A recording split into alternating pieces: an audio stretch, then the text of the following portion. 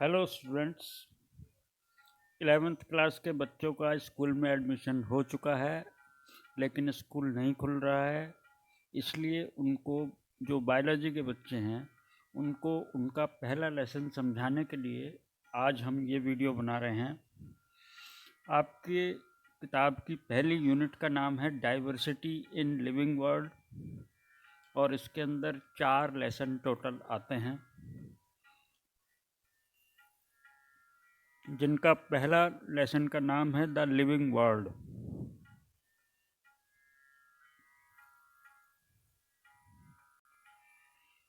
इसका पहला जो क्वेश्चन बनता है वो ये है कि what is life.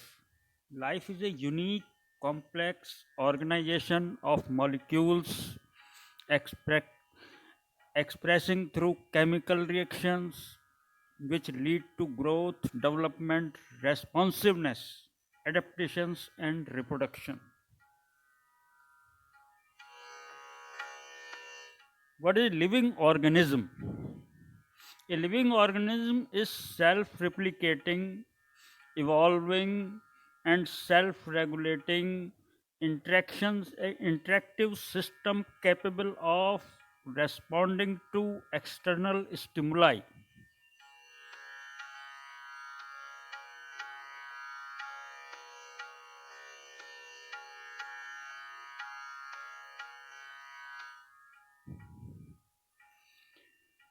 What are the properties of living organisms?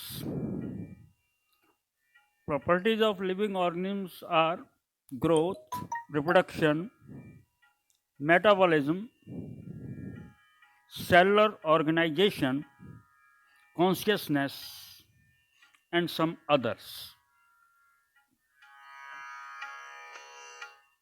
Properties of living organisms. Properties of living organism जैसे हमने बहुत सारी पढ़ी, उनमें से हम अब एक एक के बारे में बात करेंगे। Growth, it is the increase in number and mass of cells by cell division. अगर सेल डिवीजन होती है तो यूनिसेलुलर ऑर्गेनिज्म में हम उसे रिप्रोडक्शन भी कह सकते हैं, जिससे, क्योंकि वहाँ इंडिविजुअल ऑर्गेनिज्म का नंबर इंक्रीज होता है। लेकिन एक मल्टी सेलुलर ऑर्गेनिज्म में जब सेल डिवीज़न होता है तो उसकी बॉडी का मास बढ़ता है, तो इसे हम ग्रोथ कहते हैं।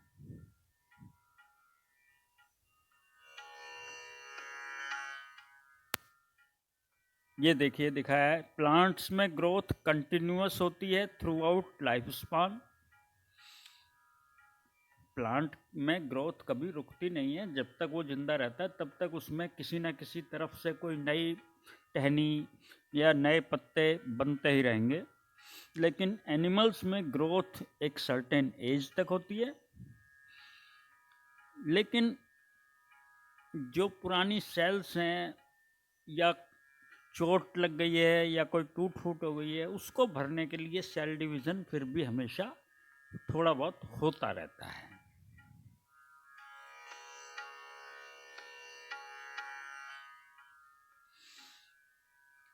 ग्रोथ जो है, increase in mass and size, ये नॉन लिविंग थिंग्स में भी होता है, लेकिन ये बाहर से किसी चीज़ के जमने से होता है। जैसे पहाड़ों पर धीरे धीरे डिपोजिशन होता रहता है और पहाड़ ऊंचे होते जाते हैं, लेकिन उसे हम ग्रोथ नहीं कह सकते। ग्रोथ होती है internal.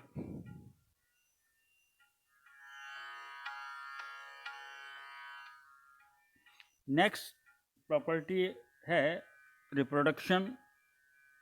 It is the production of progeny having features similar to those of parents. ऐसी नई पीढ़ी को जन्म देना जो उसके प्रॉपर्टीज पेरेंट्स के जैसी हों। तो ये ऑर्गेनिजम्स दो तरह की रिप्रोडक्शन करते हैं, asexual and sexual.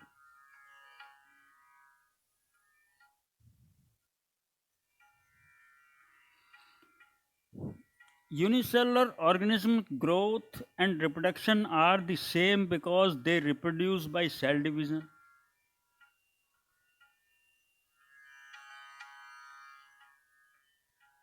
Many organisms do not reproduce, like worker honeybee, mule.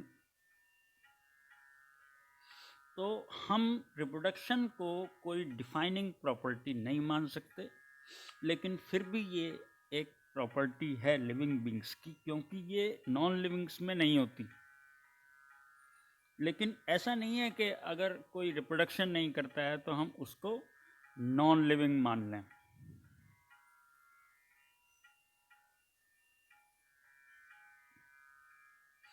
अगली प्रॉपर्टी है metabolism. It is the sum total of all biochemical reactions taking place inside a living system. It is the defining feature of living organisms. ये कहीं non living में नहीं पाया जाएगा और इसके बिना कोई लिविंग ऑर्गेनिज्म भी नहीं पाया जाएगा, इसलिए ये डिफाइनिंग प्रॉपर्टी है।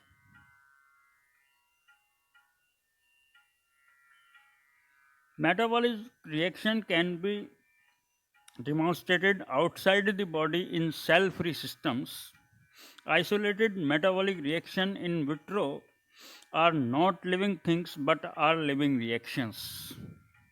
ये बात बताई, हालांकि मेटाबॉलिज्म किसी नॉन लिविंग में नहीं होता, लेकिन हम लिविंग सेल्स से कुछ केमिकल्स को लेके उनको वो रिएक्शंस लैब में करा सकते हैं।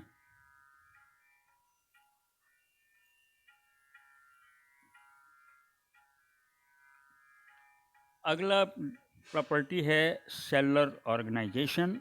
Organisms are made up of one or more cells. It is the defining feature of living organisms. Non living में कहीं सेल्स नहीं पाई जाती और बिना सेल्स के कोई लिविंग नहीं पाया जाता।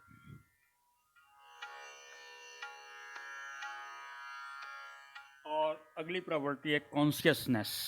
It is the ability of organism to sense their environment and respond to the environment stimuli like light, water, temperature, other organisms, chemicals, pollutions, etc.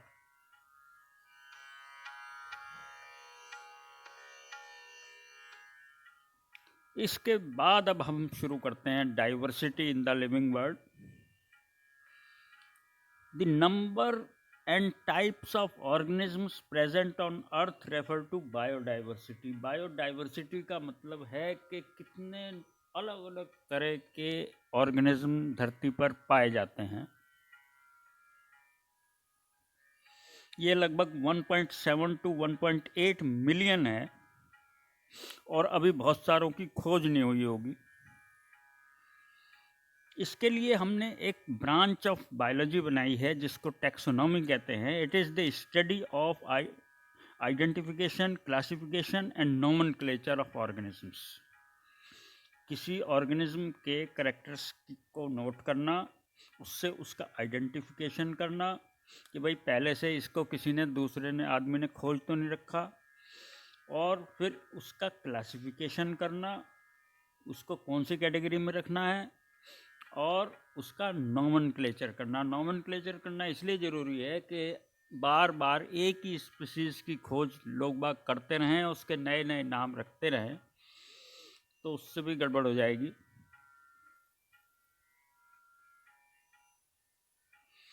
और एक ब्रांच है जो टैक्सोनॉमी जिसका पार्ट होती है, सिस्टेमेटिक्स। उसमें इवोल्यूशनरी रिलेशनशिप बिटवीन ऑर्गेनिजम्स को study किया जाता है।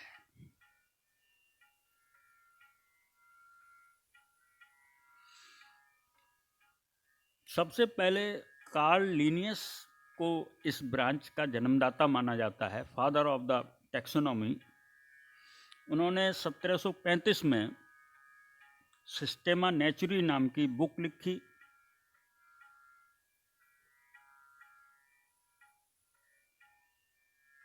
और बेसिक प्रोसेसेस जो टैक्सोनॉमी के हैं वो ये हैं: करेक्टराइजेशन, पहले करेक्टर्स को नोट करना, उसको आइडेंटिफाई करना, भाई पहले से किसी ने अगर खोज रखा है इस करेक्टर वाला कोई ऑर्गेनिज्म तो हम उसी कैटेगरी में रखेंगे, उसी नाम के अनुसार उसे मानेंगे, लेकिन अगर नया है तो फिर उसको नया नाम देंगे, उसका क्लासिफिकेशन करना और नॉमेनक्लेचर करना।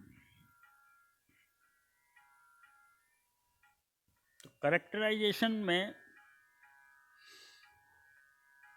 External characters, internal characters, structure of cell, developmental process, ecological information, ये सब चीज़ें लिखी जाती हैं, तभी किसी का सही से आइडेंटिफिकेशन होता है।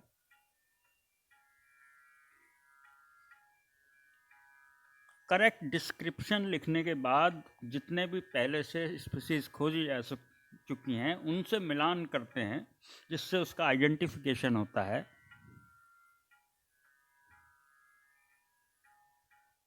क्लासिफिकेशन, हमने कुछ कैटेगरीज बनाई हैं, कुछ छोटी कैटेगरीज, कुछ बड़ी कैटेगरीज, जिनमें बहुत ज़्यादा एक से करेक्टर्स होते हैं उनको हम एक छोटी कैटेगरी में रखते हैं, फिर ऐसी 2, 3 या 4 या 10 कैटेगरीज को फिर एक बड़ी कैटेगरी में रखते हैं, और इस तरीके से पूरे के पूरे एनिमल्स को एक एनिमल किंगडम में रखते हैं और पूरे के पूरे प्लांट्स को एक प्लांट किंगडम में रखते हैं, और हर एक कैटेगरी को टैक्सा कहते हैं।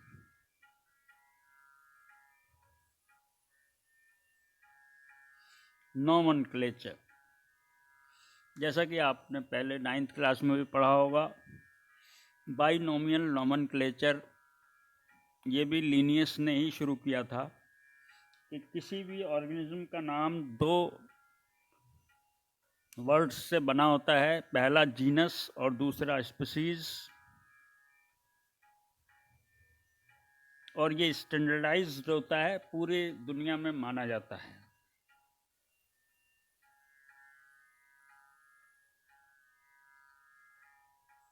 System of naming with 2 components is called binomial nomenclature and proposed by Linnaeus.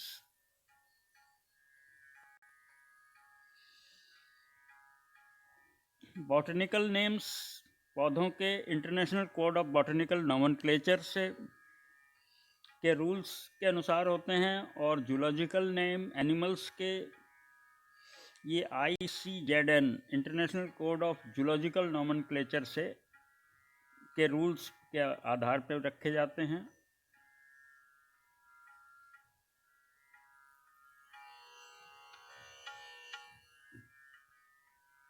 Universal rules हैं कुछ बाइनोमियल नोमेनक्लेचर के, ये लैटिन में होते हैं, लेकिन लिखते टाइम इटैलिक फॉन्ट में लिखे जाते हैं अगर हैंडराइटिंग में लिखें तो, और इनके अगर ये छपते हैं तो इटैलिक फॉर्म में छपते हैं, और अगर हाथ से लिखते हैं तो इनके नीचे अंडरलाइन किया जाता है, और जीनस का नाम हमेशा कैपिटल से और स्पीसीज का नाम लोअर केस से लिखा शुरू किया जाता है।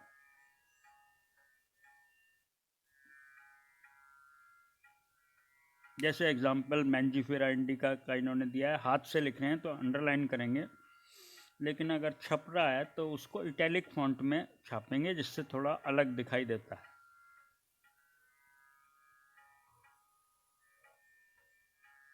जो टैक्सा हैं उनकी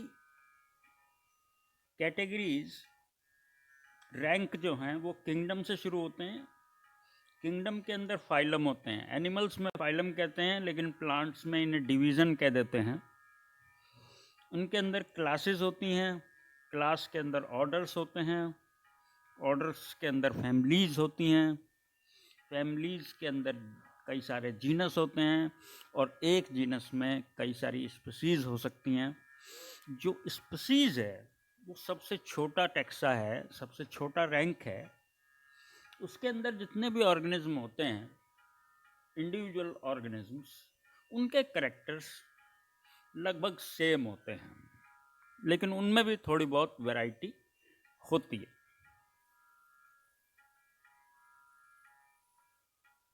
ये हायरार्की है, मतलब घटता हुआ क्रम से बढ़ते हुए ऊपर से नीचे को घटता हुआ और नीचे से ऊपर को असेंडिंग ऑर्डर। टैक्सॉन शब्द जो है ये सिंगुलर है, टैक्सा माने प्लूरल है।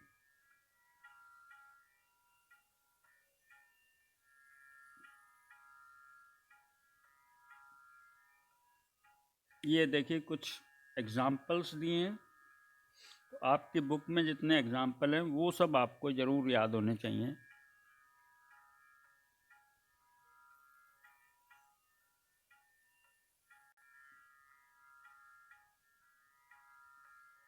फैमिली के बारे में जैसे बताते हैं,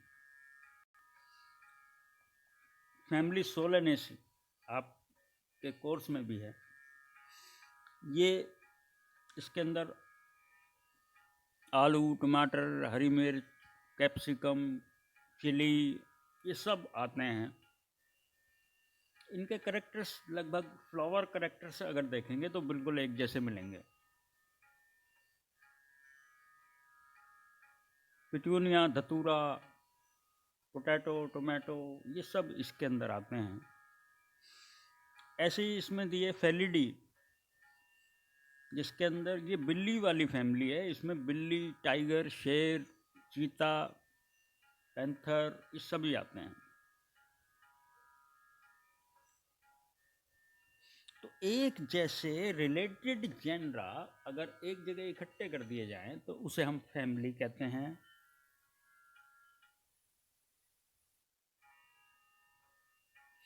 और फैमिलीज को इकट्ठा कर दिया जाए तो उन्हें ऑर्डर कहते हैं।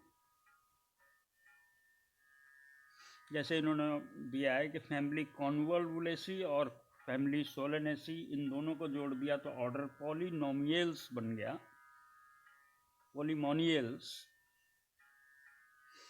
और ऑर्डर कार्निवोरा, देखिए फेलिडी बिल्ली वाली, कैनिडी कुत्तों वाली फैमिली है, इसमें कुत्ते, भेड़िए वगैरह आते हैं। इन दोनों फैमिलीज को जोड़ करके ऑर्डर कार्निवोरा बना, जिसमें सारे कार्निवोरस मैमल्स आते हैं।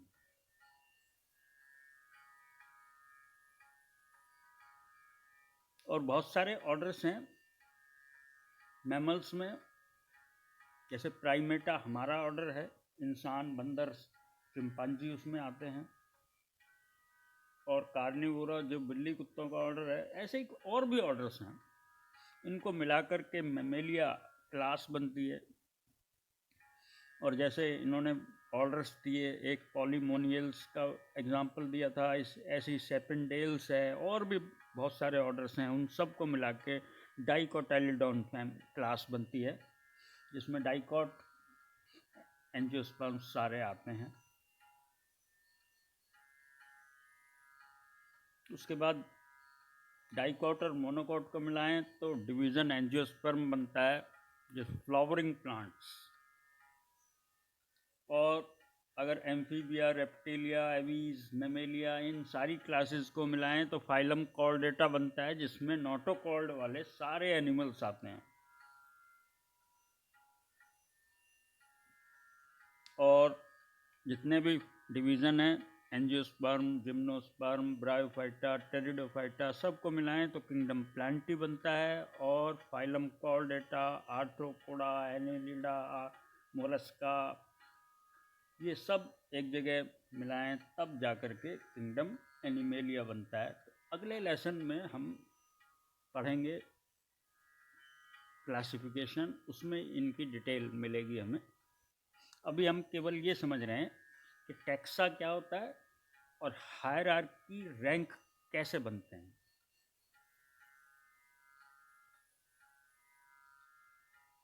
Kingdom Animalia, phylum Chordata, class Mammalia, order Carnivora, family Felidae, genus Panthera, species tigris. ये है टाइगर का पूरा क्लासिफिकेशन। अगर जीनस पैंथेरा पे जाएंगे तो इसके अंदर सारी स्पीसीज, बिल्ली, शेर, लॉयन, चीता, सारी स्पीसीज आ जाएंगी। और फैमिली फेलिडी में जाएंगे तो बिल्लियां भी इसी के अंदर आ जाएंगी। और कार्निवोरा में जाएंगे तो कुत्ते भेड़िए भी इसी में आ जाएंगे, और मैमल में जाएंगे तो फिर तो इंसान तक भी इसी के साथ आ जाएंगे। तो जैसे जैसे हम ऊपर चलते जाते हैं वैसे वैसे किसी एक टैक्सा के अंदर की वैरायटी, डाइवर्सिटी बढ़ती जाती है, और जैसे जैसे हम नीचे जाते हैं तो डाइवर्सिटी कम होती जाती है और सिमिलरिटीज़ बढ़ती जाती हैं।